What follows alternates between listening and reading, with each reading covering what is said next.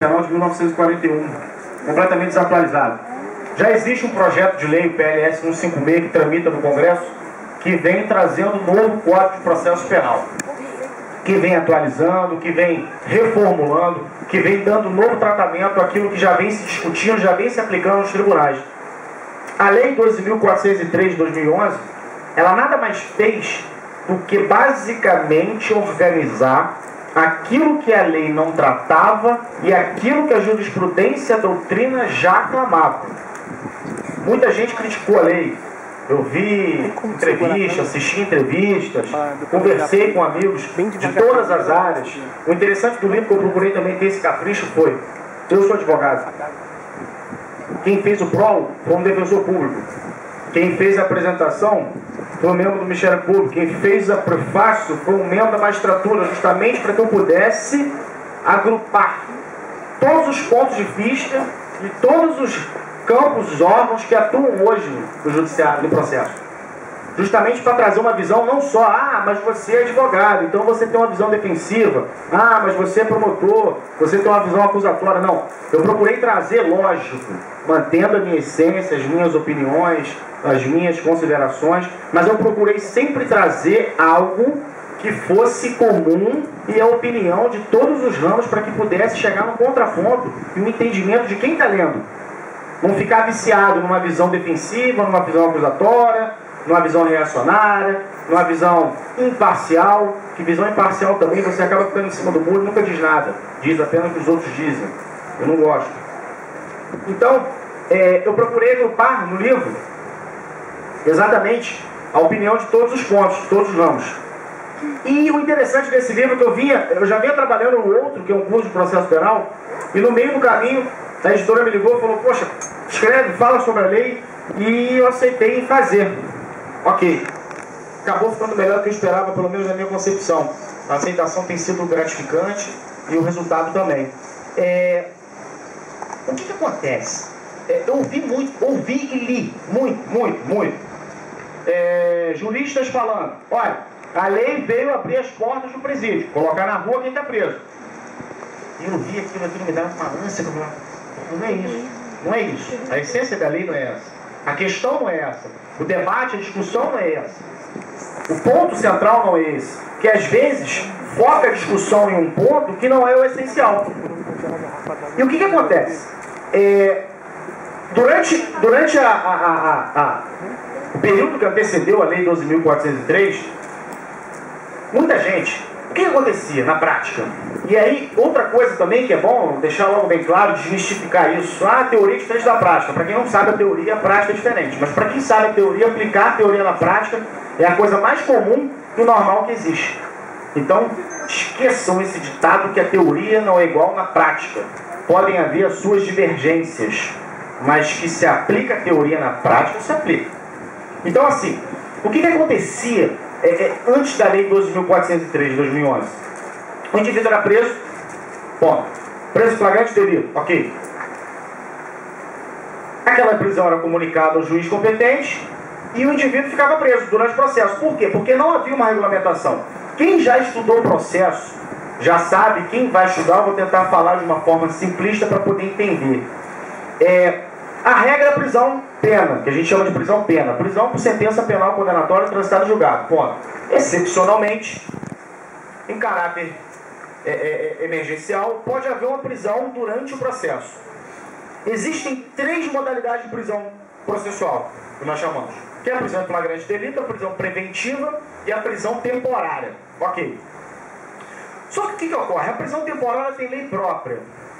A prisão preventiva tem artigos próprios no Código de Processo Penal. E a prisão em flagrante possui 2 artigos que apenas dizem o que é o flagrante, ponto. Não regula a prisão em flagrante. Então o que acontecia na prática? O indivíduo era preso em flagrante delito, ponto. Continuava todo o processo preso sem uma regulamentação daquela prisão. E por determinados crimes, se ao final, mesmo ele sendo condenado, a pena era substituída e ele não ficava preso. Ou seja, era melhor o indivíduo ser condenado e se livrar solto do que responder o processo. O indivíduo que respondia o processo, ele respondia o processo preso. e aquele condenado saía solto, aquele mesmo indivíduo. Então havia uma inversão, porque no Código Penal existe o artigo 44 que fala o quê? Todos os crimes, resumidamente, não está literalmente dessa forma, mas diz que os crimes cuja pena não ultrapasse 4 anos e não é praticado mediante violência ou grave ameaça, a pena poderá ser substituída por restritiva de direitos. Então, o indivíduo, por exemplo, que praticou uma receptação, 180, Código Penal, praticou um furto simples, ao final do processo, por mais que ele fosse condenado na pena máxima, ele não ficaria preso. A pena seria substituída por uma restritiva de direito. Prestaria um serviço comunitário, pagaria uma cesta básica, coisa parecida. Porém, se antes ele tivesse sido preso em flagrante delito, ele ficaria preso durante o processo para, ao final, ser condenado e vamos trabalhar com a hipótese de condenação na pena máxima e sairia solto. Essa era a incoerência da lei. E o que a 12.403 fez entrando em vigor? Ela colocou o quê? Olha, primeiro, ponto, criou as chamadas medidas cautelares. Vou colocar mais à frente, ponto a ponto. Ao criar as medidas cautelares, o que se buscou? Evitar a prisão preventiva de uma pessoa que, se condenada, não ficaria presa. Então, na verdade, a lei veio colocar os pingos nos is. A lei veio agrupar e reorganizar aquilo que estava desorganizado. Então, a lei, ela coloca a seguinte situação. Bom, nós vivemos hoje sob a Constituição de 88. Vigora o princípio da presunção de inocência, ou seja, antes da sentença penal condenatória transitada e julgado, todo mundo é considerado inocente, até prova em contrário. Ok.